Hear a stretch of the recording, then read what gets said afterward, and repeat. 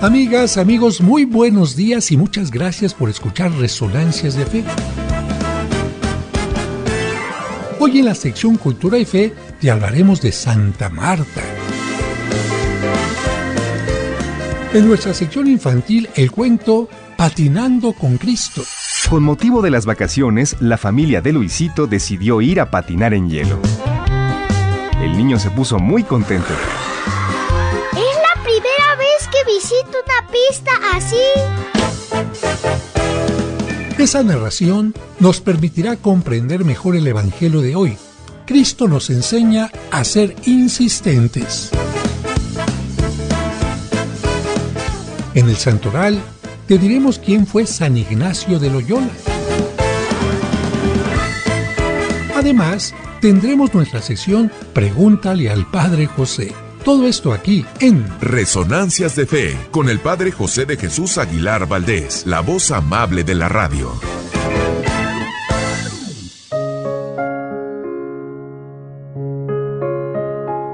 Un ruido particular que no era música ni trinos de aves destruyó en un momento el mundo de mis sueños.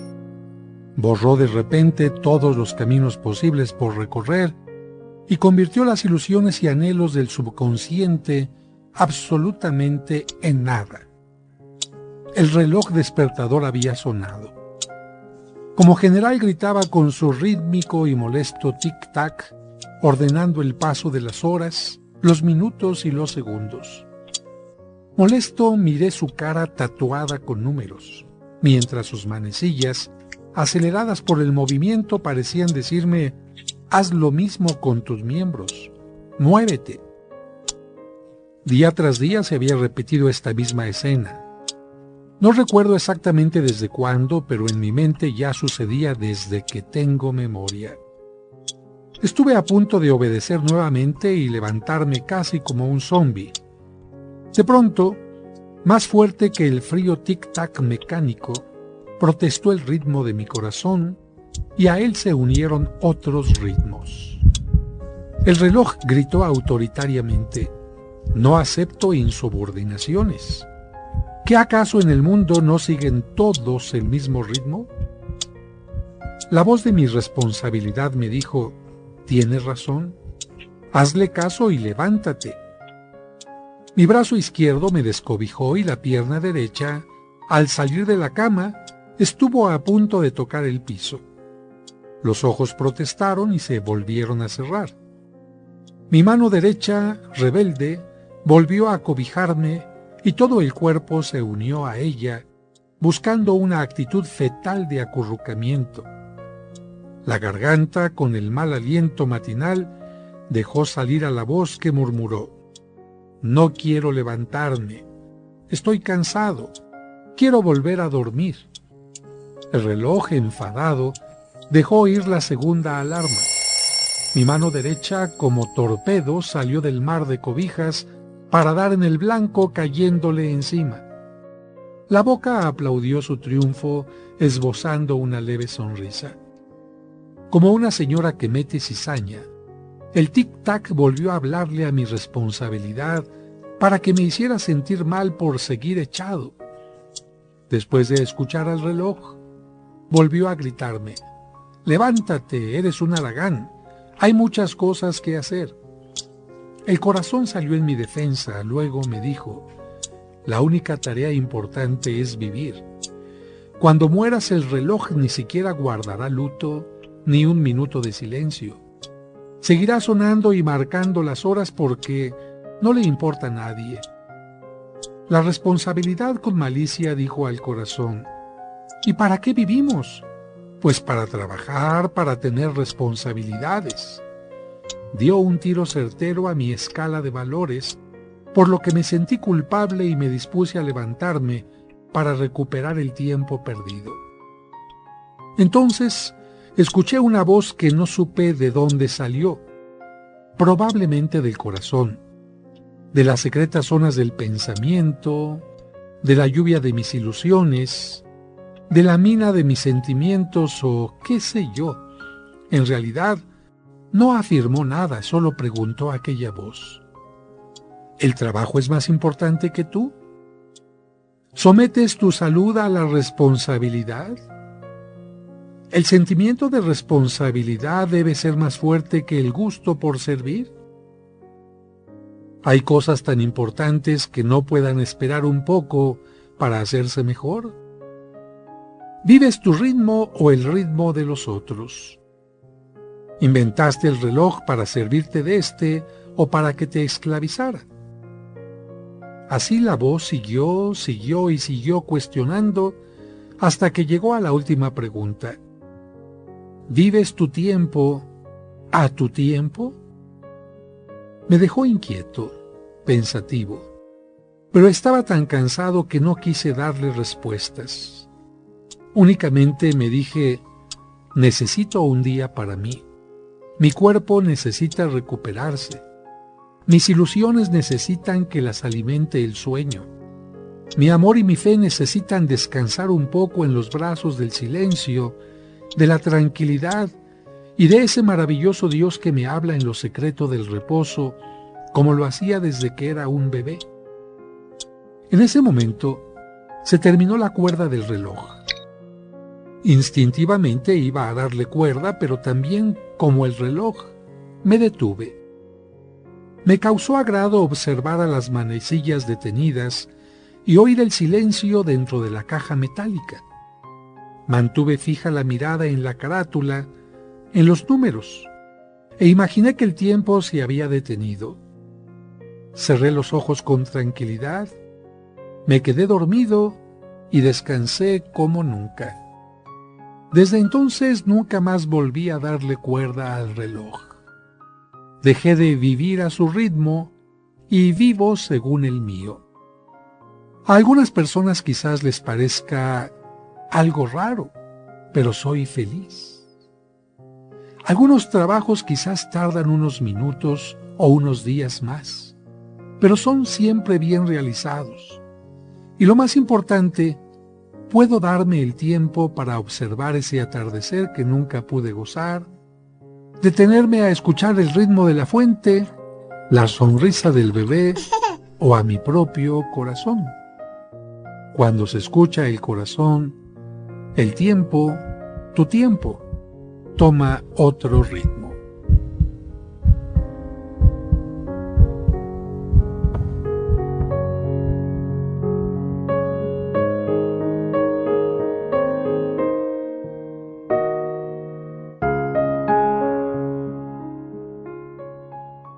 Resonancias de Fe.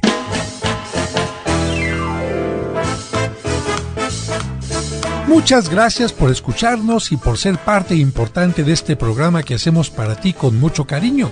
Y como cada domingo le agradecemos a Dios por el don de la vida y le pedimos por ti y por cada uno de los tuyos, especialmente por los enfermitos o por quienes pasan por algún mal momento.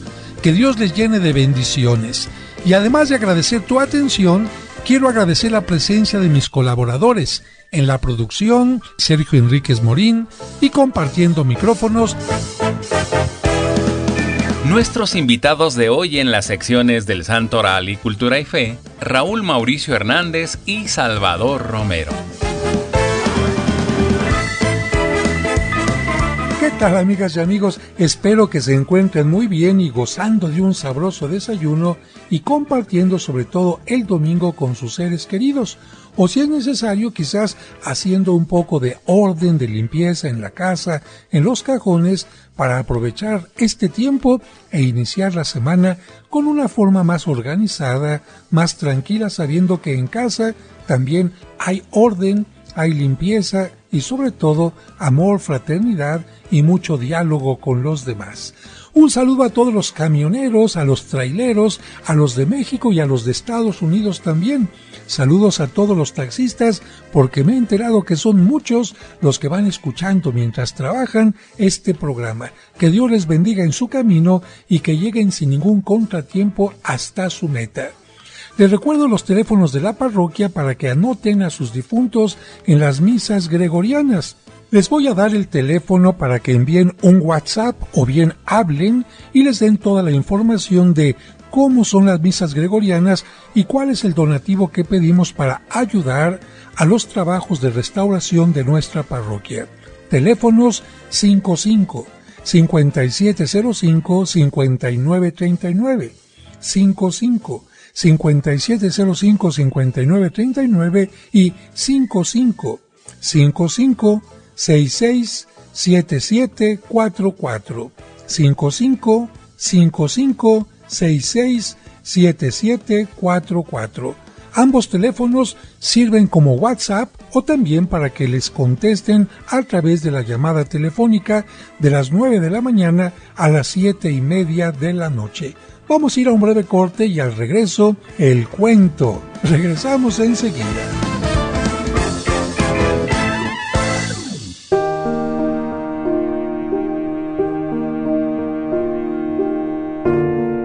Señor, te damos gracias por esta semana que estamos iniciando. Queremos desde este momento ofrecerte nuestros esfuerzos y trabajos, el amor de las parejas, la inocencia de los niños, la sana inquietud de los jóvenes, la paciencia de los enfermos y el ejemplo de los ancianos. Te pedimos por quienes más necesitan de ti. Acompáñanos, fortalécenos, muéstranos el camino correcto. Danos humildad para reconocer nuestros errores y para perdonar a quienes nos ofenden. Ayúdanos a crear un mundo más justo, a defender al desamparado y a compartir los bienes con que nos bendices. Si en estos días vamos a ser probados, ayúdanos a superar la prueba.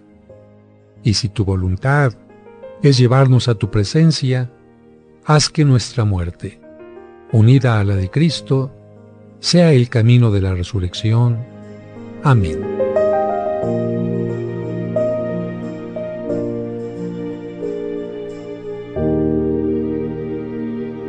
Muchas gracias por continuar con nosotros. Es momento de escuchar el cuento para entender el Evangelio, escrito por el Padre José.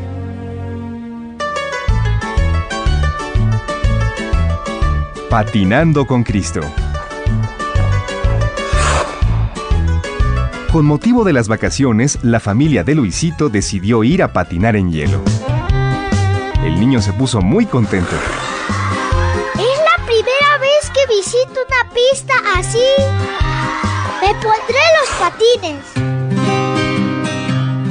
Mientras se ponía los patines, llamó su atención que tuvieran cuchillas en lugar de ruedas. Cuando le tocó dar los primeros pasos sobre el hielo, el pequeño se resbaló e inmediatamente pidió que lo sacaran. Ya no quiero patinar. Sáquenme pronto de la pista. Su papá le pidió que hiciera un nuevo intento, pero el niño se puso a llorar hasta que don Luis lo dejó sentado cómodamente en una banca cercana a la pista. Desde ahí el niño vio cómo su papá, su mamá e incluso su abuelita se deslizaban con alegría en la pista helada. Eso lo puso triste y se dijo: Soy un tonto, ¿por qué no sé patinar como ellos? Cuando la abuelita descubrió la tristeza del niño, dejó la pista y se acercó a él para preguntarle el motivo de su aflicción. Luisito expresó que se sentía mal porque nunca podría patinar en hielo. Mira, Luisito, cuando yo era niña también llegué a pensar lo mismo, pero gracias a Cristo no solo aprendí a patinar, sino a hacer muchas otras cosas. Ante la admiración de la abuela, el niño se puso a rezar y le pidió a Cristo que le ayudara a patinar. Luego se volvió a meter a la pista, pero se resbaló. ¡Ay! Y regresó enojado con la abuela. ¡Me mentiste! ¡Dios no me ayudó y me caí! La abuela se sonrió y le dijo: No basta con pedirle a Dios y rezar. Hasta el dicho popular dice: a Dios rogando y con el mazo dando. El niño preguntó qué significaban esas palabras y la abuela le contestó: Cristo nos enseñó en el Evangelio que los buenos resultados no se obtienen fácilmente, pero sí se pueden conseguir cuando se buscan con insistencia. Ese es el secreto para obtener el triunfo. Nadie puede ser mejor ni tener éxito si no es constante e insistente. Después le contó que ella había caído muchas veces antes de aprender a patinar, pero que, haciendo caso a las palabras de Cristo, después de cada caída, se volvió a levantar y a intentarlo de nuevo, hasta que consiguió el éxito. La abuela insistió. Quien no insiste y no es constante, no consigue nada. Por eso con Cristo no solo aprendí a patinar, sino a abrirme paso en la vida. Gracias a Él pude ser constante en la escuela, en mis cursos de inglés, en los tratamientos para la salud y sobre todo en el amor. Solo con constancia pude hacer que mi matrimonio haya durado tanto. El niño se quedó pensando y no supo qué decir. Después dirigió su mirada hacia la pista y vio que otros niños de su edad se caían y se volvían a levantar. Yo no sé hacer eso, yo no sé cómo insistir. Claro que sabes insistir y lo haces muy bien. El niño no comprendió las palabras, pero la abuela le explicó. Ayer por la tarde querías que tu mamá te comprara un juego y ella te dijo que no, ¿lo recuerdas? El niño asintió con la cabeza. La abuela continuó. Te pusiste a insistir tanto que tu mamá terminó por comprártelo, ¿sí o no? Luisito reconoció que su abuela tenía razón y comprendió que él sí sabía insistir. La abuela lo animó diciendo: Hay muchas personas que por no seguir las palabras de Cristo son mediocres o quedan frustradas en la vida. Nunca piden ni exigen sus derechos, nunca buscan nuevas respuestas ni nuevos caminos, nunca tocan las puertas de la amistad, del amor ni de la felicidad. Cristo nos dijo claramente: pidan y se les dará, busquen y encontrarán, toquen y se les abrirá, porque quien pide recibe, quien busca encuentra y al que toca se le abre. Eso significa que Dios nos da muchas bendiciones, pero a nosotros nos toca multiplicarlas. Él nos da su Espíritu Santo, nos enseña el camino, pero a nosotros nos toca caminar. Nos da el amor, pero a nosotros nos toca amar. Luisito había admirado siempre a su abuela por sus éxitos y ahora le quedaba claro que Cristo había sido su maestro. El niño se decidió a seguir el mismo plan de la abuela. Se puso de pie y le dijo: Gracias, abuela. Voy a regresar a la pista.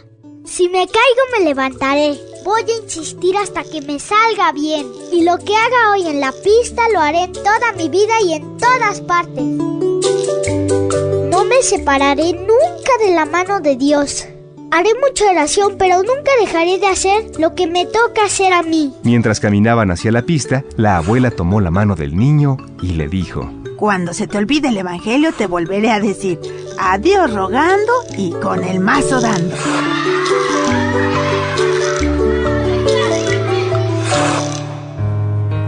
Este es un cuento escrito por el padre José de Jesús Aguilar Valdés y podrás encontrarlo en el libro Cuentos para entender el Evangelio. Escuchemos ahora en Resonancias el Evangelio de hoy. Evangelio de San Lucas, capítulo 11, versículos del 1 al 13. Un día, Jesús estaba orando y cuando terminó, uno de sus discípulos le dijo: Señor, enséñanos a orar como Juan enseñó a sus discípulos. Entonces Jesús les dijo: Cuando oren, digan: Padre, santificado sea tu nombre, venga tu reino. Danos hoy nuestro pan de cada día y perdona nuestras ofensas, puesto que también nosotros perdonamos a todo aquel que nos ofende. Y no nos dejes caer en tentación.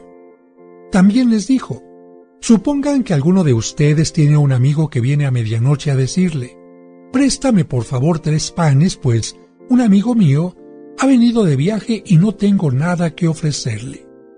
Pero él le responde desde dentro: No me molestes, no puedo levantarme a dártelos porque la puerta ya está cerrada y mis hijos y yo estamos acostados. Si el otro sigue tocando, yo les aseguro que, aunque no se levante a dárselos por ser su amigo, sin embargo, por su molesta insistencia, sí se levantará y le dará cuanto necesite. Así también les digo a ustedes: pidan y se les dará. Busquen y encontrarán. Toquen y se les abrirá, porque quien pide, recibe. Quien busca, encuentra. Y al que toca, se le abre. ¿Habrá entre ustedes algún padre que, cuando su hijo le pida pescado, le dé una víbora? ¿O cuando le pida huevo, le dé un alacrán? Pues si ustedes, que son malos, saben dar cosas buenas a sus hijos, ¿cuánto más el Padre Celestial dará el Espíritu Santo a quienes se lo pidan?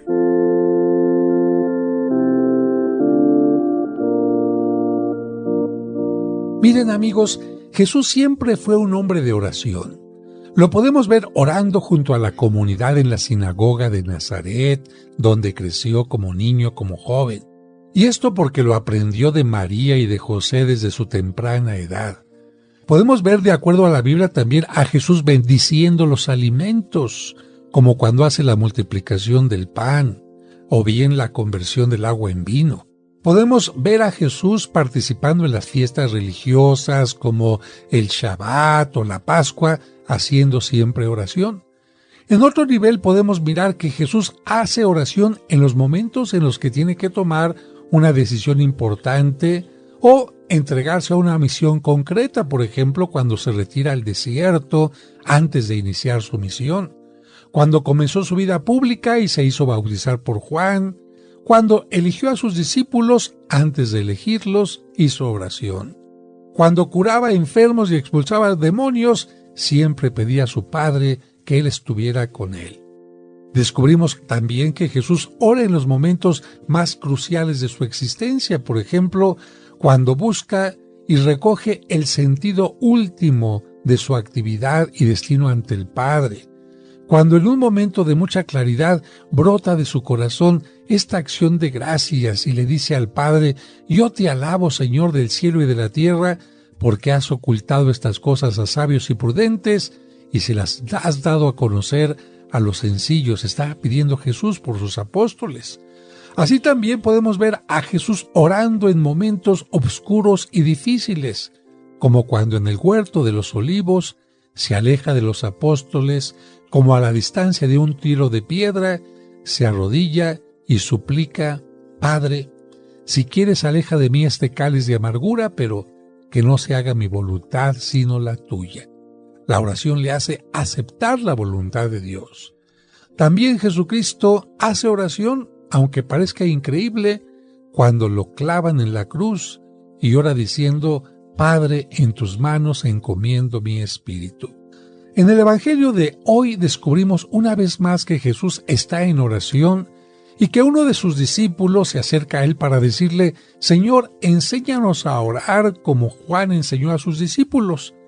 Aquí Jesús no multiplica las palabras ni da grandes explicaciones, simplemente dice que oren así, confiando en Dios como un Padre y diciéndole: «Padre, santificado sea tu nombre, venga tu reino, danos hoy nuestro pan de cada día y perdona nuestras ofensas, puesto que también nosotros perdonamos a todo aquel que nos ofende. Y no nos dejes caer en tentación». Yo creo, amigos, amigas, que en esta oración que aprendimos desde niños se resume toda la vida cristiana, aquello que Dios quiere de nosotros y que lo hagamos constantemente, como aquel amigo que llegó a tocar en casa de su vecino pidiéndole un poco de alimento.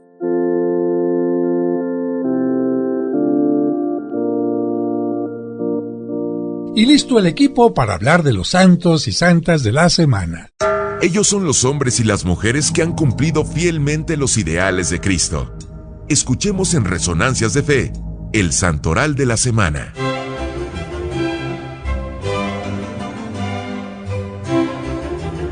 El 27 de julio se celebra a alguien muy querido por los poblanos, el beato Sebastián de Aparicio. Este hombre fue un verdadero domador de animales y se hizo santo haciendo de agricultor, de transportador y de mandadero. Si usted quiere conocer una pintura de este beato, vaya a la Catedral de México, entra por la puerta del lado derecho, se va hasta el fondo y justamente a un lado de la sacristía, ahí está la pintura de este beato San Sebastián de Aparicio, juntamente con otro beato, un beato japonés que fue quemado en Japón por evangelizar. Pero continuamos hablando del beato Sebastián de Aparicio. Él nació en Galicia, España.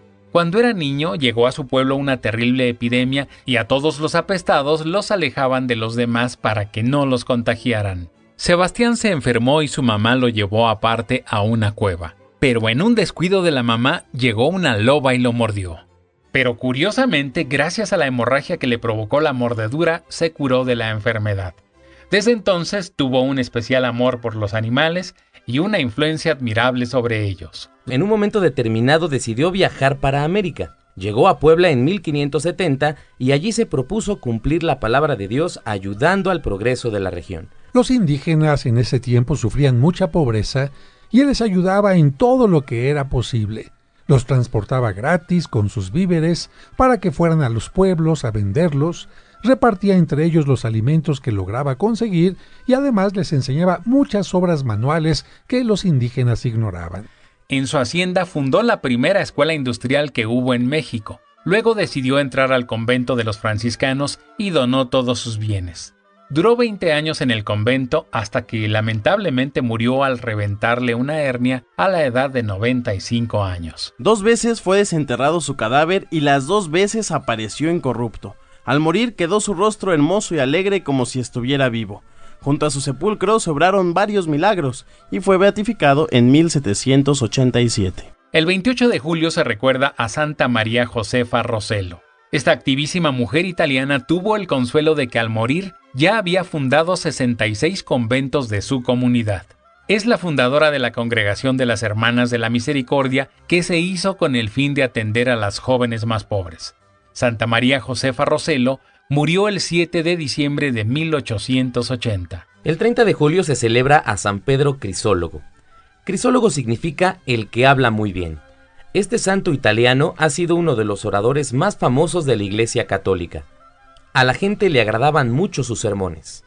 Por eso le pusieron el sobrenombre de Crisólogo, que quiere decir el que habla muy bien. Su modo de hablar era conciso, sencillo y práctico. Sabía explicar muy claramente las principales verdades de la fe. Recomendaba mucho la comunión frecuente y exhortaba a sus oyentes a convertir la comunión en su alimento de todas las semanas. San Pedro Crisólogo murió el 30 de julio del año 451. El 31 de julio se celebra San Ignacio de Loyola. Su nombre de bautismo fue Íñigo, pero después él se lo cambió por Ignacio. Él nació en 1491 en el castillo de Loyola, al norte de España. Desde niño admiró a los militares y su gran sueño era convertirse en uno de ellos. Sin embargo, los caminos del hombre no son siempre los caminos de Dios y justo cuando ya era capitán, a los 30 años, fue gravemente herido en una pierna mientras estaba defendiendo el castillo de Pamplona. Curiosamente, al quedar medio cojo, medio renco por la herida, fue cuando comenzó a caminar mejor su espíritu. Dejó a un lado la vanidad que lo conducía a la carrera militar y decidió dedicarse a Dios. Y después de esta decisión, realizó estudios en España y Francia y se fue a Roma donde fue ordenado sacerdote. Ahí fue donde cambió su nombre. Con algunos de sus compañeros de estudio, decidió formar una comunidad. En 1540, el Papa Pablo III aprobó su comunidad llamada Compañía de Jesús, aunque la gente los conoce más como jesuitas. Ignacio pasó el resto de su vida en Roma, fundó casas de su congregación en España y Portugal. En los 15 años que él dirigió la Compañía de Jesús, esta pasó de 7 socios a más de 1000. Murió de una enfermedad el 31 de julio de 1556 a la edad de 65 años. Poco tiempo después de su muerte, los jesuitas llegaron a México y fundaron el Colegio de San Ildefonso, el Colegio de Tepozotlán y el de San Pedro y San Pablo en el centro histórico. El 1 de agosto se celebra a San Alfonso María de Liborio. Alfonso significa listo para el combate. Él nació cerca de Nápoles y a los 16 años, como un caso excepcional, obtuvo el grado de doctor en ambos derechos, es decir, el derecho civil y el derecho eclesiástico o canónico, con notas sobresalientes en todos sus estudios. Sin embargo, no lo llenó la gloria del mundo y decidió buscar la alegría en Dios. A los 30 años es ordenado sacerdote. Desde entonces se dedica a trabajar con las personas de los barrios más pobres de Nápoles y de otras ciudades. se le unieron otros sacerdotes y con ellos fundó la Congregación del Santísimo Redentor o Padres Redentoristas. Al morir deja 111 libros y opúsculos impresos y 2000 manuscritos. Durante su vida vio 402 ediciones de sus obras. Su obra ha sido traducida a 70 lenguas. Su libro más famoso se llama Las Glorias de María. Cuando tenía 66 años, el Papa lo nombró obispo y dio este servicio durante 13 años. Murió el 1 de agosto de 1787 a los 90 años. El 2 de agosto se celebra a San Eusebio de Vercelli. Eusebio significa piadoso. Nació en Cerdeña, Italia. Fue el primer obispo en Occidente al que se le ocurrió organizar a sus sacerdotes en grupos para formarse mejor y ayudarse mutuamente para ser mejores.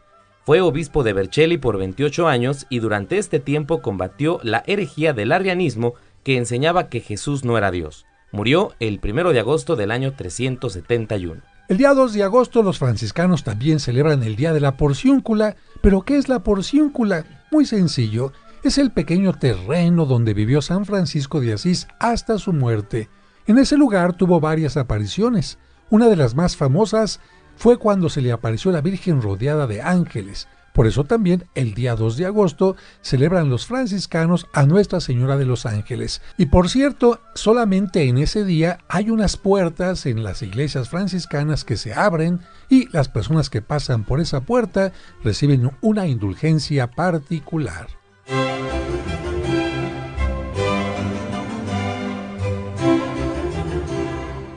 Este fue el Santoral de la Semana, aquí en Resonancias de Fe.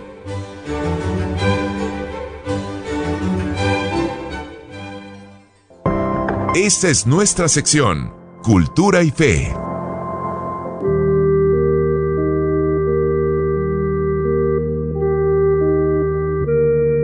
El 29 de julio se celebra a Santa Marta. Marta significa señora o jefe del hogar. Para ubicar a Santa Marta, déjenme decirles que el Evangelio nos dice que en Betania, un pueblo cercano a Jerusalén, vivían 3 hermanos a los que Jesús amaba mucho, Marta, María y Lázaro. Cristo llegaba a la casa de Marta, de María, de Lázaro, porque se trasladaba hacia el sur. ¿Pero por qué se iba a ese lugar, Salvador? Porque en la región del sur estaba la ciudad más importante de Tierra Santa, es decir, Jerusalén. Pero para Jesús era muy peligroso quedarse por las noches en Jerusalén porque sus enemigos buscaban cualquier ocasión para matarlo, así que tuvo que buscar un lugar tranquilo donde quedarse. Ahí se sentía seguro, especialmente en el hogar de Marta, María y Lázaro. En esa casa siempre había una habitación lista y bien arreglada para recibir al maestro cualquier día a la hora en que llegara. Como Marta se preocupaba mucho en atenderlo bien, por eso se convirtió en la patrona de los hoteleros. Es muy importante hacer los quehaceres de la casa para que los que habitan en ella estén contentos. Es muy importante cuidar los detalles materiales, pero en esa ocasión Jesús le dio una lección a Marta. Es muy famosa la escena que sucedió un día en que Jesús llegó a Betania con sus 12 apóstoles y entre las santas mujeres, que eran entre otras las mamás de algunos apóstoles, Marta corría de allá para acá preparando los alimentos, arreglando las habitaciones y llevando agua para los sedientos viajeros. Jesús, como siempre, aprovechando aquellos instantes de descanso, se dedicó a dar sabias instrucciones a sus discípulos. Yo creo que oír a Cristo es lo más hermoso que pueda existir. Él estaba sentado en un sillón y los demás, muy atentos, sentados en el suelo, escuchando. Y allí, en medio de todos, imagínate, sentada también en el suelo, estaba María, la hermana de Marta, oyendo tan formidables enseñanzas. Sin embargo, ¿qué estaba pensando su hermana Marta? Ahora sí, mi hermana se está pasando de la raya, tanta gente que atender y ya me dejó sola. En lugar de estar echadota, debería ayudarme. Así que, en medio de algunos de estos pensamientos, se acercó a Jesús con toda confianza y como regañándole le dijo: «Señor, ¿qué te parece que mi hermana me haya dejado a mí sola con todo el trabajo de la casa? ¿Por qué no le dices que me ayude un poco?» ¿Y qué le contestó Jesús? Con una suave sonrisa y tono bondadoso le respondió: «Marta, Marta, tú te inquietas y te preocupas por muchas cosas. Sin embargo, una sola es necesaria. María escogió la parte mejor y no le será quitada. Marta entendió la lección y arremangándose el delantal se sentó también allí en el suelo para escuchar las enseñanzas de Cristo. Ahora sabía que todos los afanes materiales no valen tanto como hacer crecer nuestro interior, nuestro espíritu, porque eso es lo que da sentido a las cosas.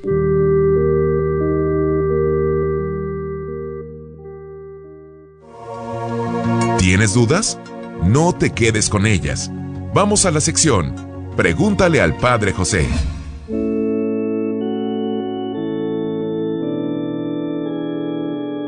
¿Es posible que Jesús se haya casado? Tengo que decir que toda la Biblia está llena de alabanzas y bendiciones al matrimonio. El matrimonio ha sido siempre bendecido por Dios, por lo que si Jesús se hubiera casado, no habría cometido ninguna falta y los evangelios lo habrían mencionado como un dato importante. Más aún, el mismo Jesucristo bendijo las bodas cuando asistió a las bodas en Caná de Galilea, convirtiendo el agua en vino, ¿se acuerdan ustedes? La Biblia menciona que el apóstol Pedro también estaba casado cuando lo eligió Jesucristo como discípulo, por lo que la Biblia no tendría ninguna objeción en haber mencionado el matrimonio y la familia de Jesucristo. Así que queda muy claro que la Biblia no habla mal del matrimonio ni lo considera algo malo, de tal manera que si Cristo hubiera estado casado, la Biblia lo hubiera mencionado. De repente, alguien piensa que entonces la Iglesia está ocultando algo sobre la vida de Cristo, que Cristo se casó y la Iglesia, que ve el matrimonio como algo malo, lo está ocultando. Yo diría que hay que recordar que la Iglesia considera el matrimonio como un sacramento, es decir, uno de los mejores caminos de salvación.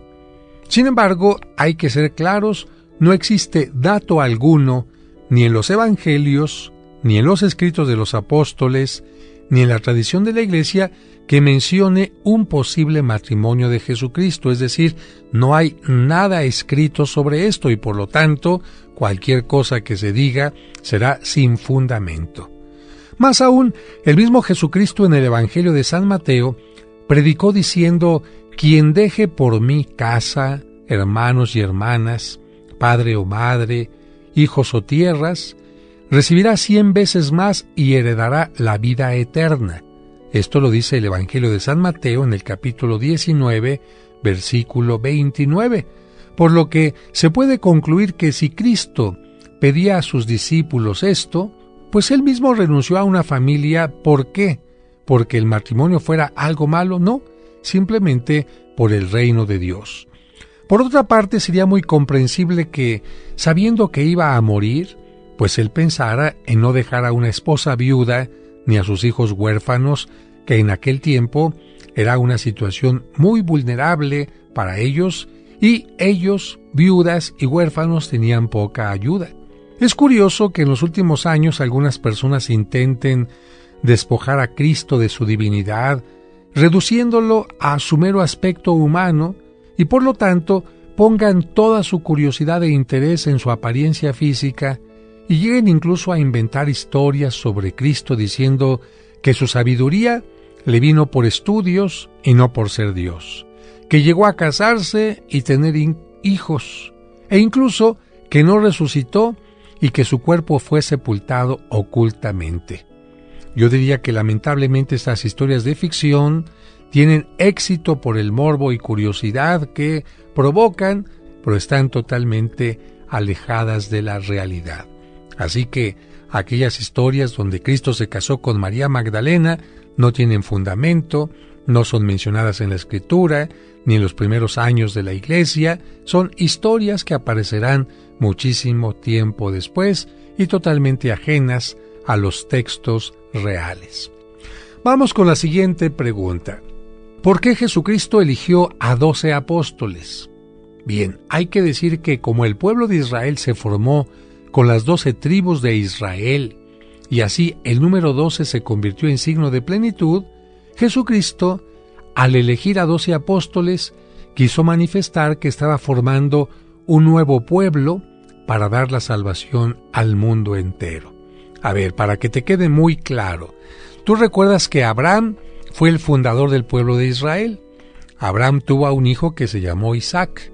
Isaac tuvo a otro hijo que se llamó Jacob, y Jacob tuvo 12 hijos.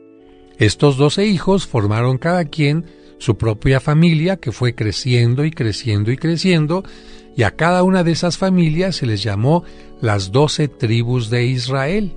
Y estos 12 hijos de Jacob, por lo tanto, y que hicieron que el pueblo fuera creciendo y creciendo hasta ser ya una gran nación, son considerados como un elemento simbólico de todo el pueblo del Antiguo Testamento. Por eso, insisto, así como de las 12 tribus de Israel surgió esta idea de que Dios quería salvar a una gran multitud, Cristo dijo, pues yo también voy a elegir a 12. Yo no tengo 12 hijos, pero voy a elegir a 12 apóstoles para que se manifieste que quiero salvar a toda la humanidad. Fíjense qué interesante esta multiplicación que voy a hacer ahora. ¿Cuánto le sale, qué número le sale si ustedes multiplican el número 12 por 12? Bueno, de la multiplicación del número 12 de las tribus de Israel y 12 del número de los apóstoles, surgirá el número 144, que está presente en el Apocalipsis, pero no como algunos lo piensan, que solamente se van a salvar 144,000 personas, sino como un signo de que Dios quiere la salvación para toda la humanidad. Jesucristo tuvo muchos discípulos, pero solo eligió a 12 apóstoles. Los nombres de los apóstoles los encontramos en el capítulo 10 de San Mateo. Y fíjense que a mí me extraña algo. Hay personas que les pregunto, a ver, dime el grupo de jugadores del equipo América o del Guadalajara o del Santos al cual le van y se avientan los 11, hasta los de la banca. Son 11 y los de la banca a veces llegan a ser hasta 15. Y les dices tú, a ver, dime los nombres de los 12 apóstoles. Y sácatelas, ahí se quedan en silencio, porque como no son jugadores, no meten goles, como no han metido algún penalti en el especial, a lo mejor la gente no se lo sabe muy bien. Y en el Evangelio de San Mateo, capítulo 10, te menciono, ahí están los nombres. ¿Qué te parece si los repasamos ahorita rápidamente? Simón, a quien después le llamó Pedro, y Andrés. Andrés era hermano de San Pedro, así que ya llevamos 2, Simón y Pedro. Después encontramos a Santiago, hijo de Zebedeo, y a su hermano Juan, Santiago el mayor y Juan. Después encontramos a Felipe, a Bartolomé, a Tomás, a Mateo, a otro Santiago, al que se le conoce como Santiago el menor, que era primo de Jesucristo, porque era hijo de un hermano de San José. Por eso hay Santiago el mayor y Santiago el menor. Después vamos a encontrar a 2 Judas, que va a ser uno Judas, el primo también de Jesucristo, Judas Tadeo, y otro que va a ser Judas el traidor. Encontramos a Simón, y para concluir esta parte te digo que entre los 12 apóstoles había 3 grupos de hermanos. ¿Quiénes eran hermanos entre los 12 apóstoles? Ya lo dijimos, que te quede muy claro, Pedro y Andrés. También eran hermanos Santiago y Juan, y también eran hermanos los primos de Jesucristo, que eran Santiago el menor y Judas Tadeo. Así que bueno, ahí está la respuesta a la pregunta de por qué Jesucristo eligió 12 apóstoles. La siguiente pregunta es, ¿Jesucristo eligió mujeres como apóstoles? Bueno, en la lista que muestra los evangelios no aparece, si pusiste atención, el nombre de ninguna mujer. Esto se entiende por la cultura y el contexto en el que vivía Jesucristo, donde las mujeres no tenían tanta importancia para un mundo machista. Sin embargo, Jesucristo tuvo seguidores de ambos sexos, y la Biblia menciona que había varias mujeres que acompañaban al grupo de los apóstoles. Como después de la resurrección de Jesucristo, María Magdalena fue la encargada de difundir el gran acontecimiento de la resurrección de Jesucristo, pues por esto la Iglesia la ha llamado también apóstol, porque esta palabra, apóstol, significa el trabajo o la labor que tiene una persona para dar a conocer la vida y obra de Jesucristo. Así, de esta manera, la Iglesia alude al apostolado de tal o cual persona. Dicho en una forma más sencilla, seguramente Cristo también tuvo mujeres apóstoles, aunque no son mencionadas en la Biblia.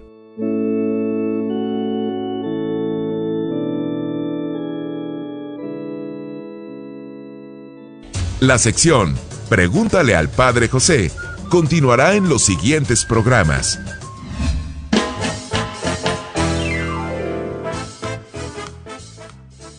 Amigas, amigos, estamos llegando ya al final de este programa y, como siempre, quiero agradecer a todos su atención y recordarles que es muy importante fortalecer nuestro organismo, y por esto siempre les recuerdo que pueden probar o pueden seguir consumiendo este extracto de savia de agave que a mí me salvó la vida y que a mucha gente le está haciendo tanto bien. ¿Para qué?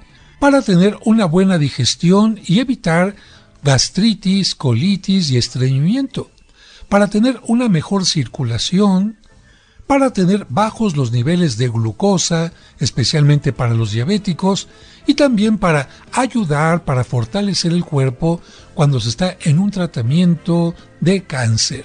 ¿Por qué? Bueno, porque este alimento tiene sustancias anticancerígenas, porque tiene flavonoides que ayudan a una buena circulación, porque tiene inulina que ayuda a una muy buena digestión y muchas otras cosas más. Para informes tanto del extracto de agave como para las misas gregorianas, pueden marcar al teléfono de mi parroquia, que es el 55-55-66-7744. Este teléfono también es WhatsApp.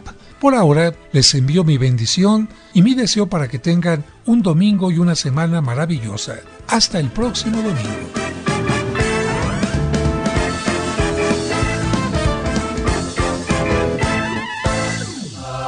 Esperamos que ahora que has aprendido más, tu fe te dé la seguridad y confianza para seguir adelante en la vida. Y te invitamos a que la próxima semana acompañes al Padre José de Jesús en Resonancias de Fe.